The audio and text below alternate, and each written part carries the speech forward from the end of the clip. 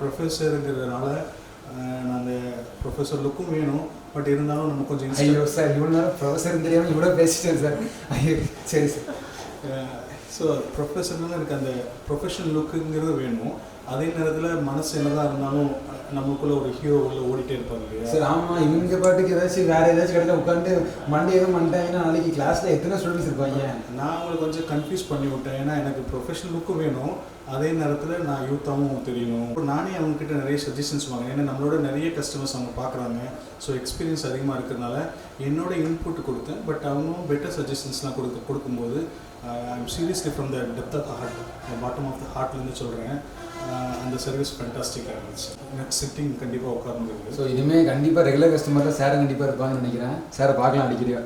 Sir நிச்சயமாக நம்ம அவங்க அந்த கஸ்டமர் சப்ஸ்கிரிப்ஷன்லாம் கொடுக்குறாங்க.